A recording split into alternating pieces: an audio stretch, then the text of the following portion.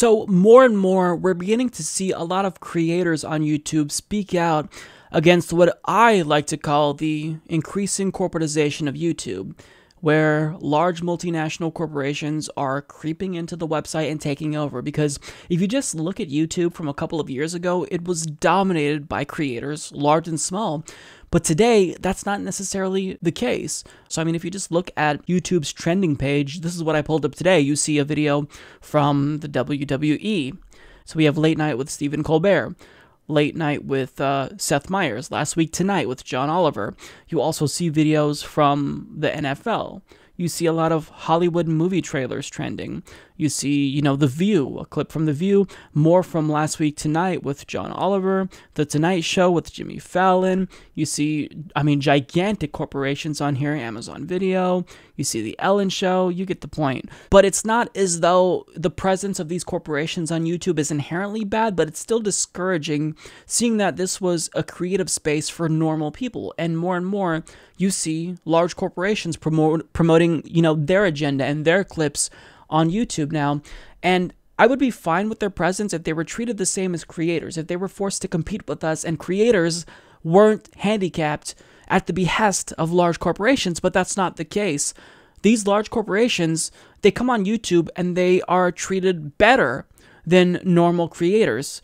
And this is demonstrated in a tweet to YouTube by fellow YouTuber Casey Neistat, who had a video about the Las Vegas shooting that was demonetized. Now, in a statement to YouTube, he states, "Literally a video about charity, where I state all AdSense is going to that charity. YouTube says not suitable for advertisers." Now, YouTube then responded to Casey Neistat saying, "We love what you're doing to help, but no matter the intent, our policy is to not run ads on videos about tragedies, because presumably they don't want to profit off of tragedy." So what they're trying to communicate to us is that they're doing this for altruistic reasons, and that they don't think that it is morally right to monetize videos where you talk about tragedies and basically make money off of the deaths of other people. That's basically what they're trying to imply here, but it's not true, because as Philip DeFranco puts it, who is another fellow YouTuber, their excuse was complete and utter bullshit, because he tweeted out to YouTube, "Dear YouTube and Team YouTube, your response is bullshit. It's not true. People are tired of this. Be better." Now, he demonstrates that this is the case by showing an ad being played over a video about the Las Vegas shooting that was posted by Jimmy Kimmel's show. We have a very obvious double standard here, because we have a normal creator on this platform like Casey Neistat talking about the Las Vegas tragedy and monetizing it as a means of helping the victims.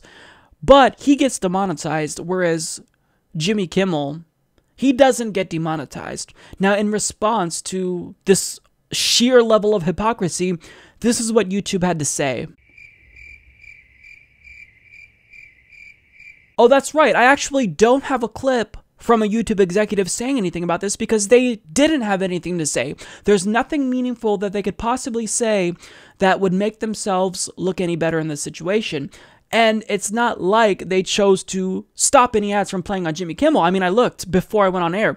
They're still playing ads on this particular clip. Now, individuals came to YouTube's defense here, arguing that the ads that we saw on Jimmy Kimmel's video and even Trevor Noah's video are actually not technically placed by YouTube's AdSense program, and that those ads were placed by ABC unilaterally, who chose specifically to buy ad space before the Jimmy Kimmel show. Now, this is a deal that was struck back in 2015 with ABC and YouTube, because according to the Wall Street Journal, to date, clips from Mr. Kimmel's show on YouTube have run ad-free because ABC, like many other big media companies, didn't like the idea that YouTube takes a 45% cut of ad revenue generated by its partners. So in other words, since ABC didn't like how big of a cut YouTube was taking from traditional AdSense pre-roll ads, they struck their own deal to presumably bypass AdSense altogether. But even though people are using that deal to defend YouTube, it still doesn't make YouTube look any better, because YouTube chose to take action against Casey Neistat and demonetize his video, whereas they didn't take that same action against Jimmy Kimmel and demonetize his clip. So even if it's the case that Google didn't insert their own AdSense over this particular clip, well, they're not choosing to stop ads from running. I mean, they can still do that, right? Do they not have control over their own website? So by allowing ads to go on Jimmy Kimmel's video, regardless if it was placed by AdSense or not, that's still a double standard. You're still holding these big multi-million-dollar companies like ABC to a different standard than ordinary YouTubers like Casey Neistat. So YouTube is willing to make an exception when it comes to old media, but for us ordinary creators, they're not budging. And coming from a channel that has yet to fully recover from the YouTube adpocalypse of 2017, YouTube is driving away a lot of really talented creators that I watch and support, creators that are offering something different that we actually seek out. Because, I mean, we're not coming on YouTube to see the same shit we could watch on television. We're coming to YouTube to hear alternative voices. I don't come on YouTube to watch Jimmy Kimmel. I come on YouTube to watch Boogie 2988 and H3H3 and Secular Talk and the Young Turks. I don't care about what ABC and HBO has to offer. And this week, you know, I'm also pissed off because this week I found out that there was another handful of videos on my channel that were demonetized. And right before I went on the air here, David Dole announced that half of his channel has basically been demonetized by YouTube. So YouTube is shitting all over its ordinary creators when they should be respecting us because we're the ones that make them money. Now look, I understand that YouTube is in a very difficult predicament after the adpocalypse because they want to do everything they can to entice those advertisers to come back to the platform after they left.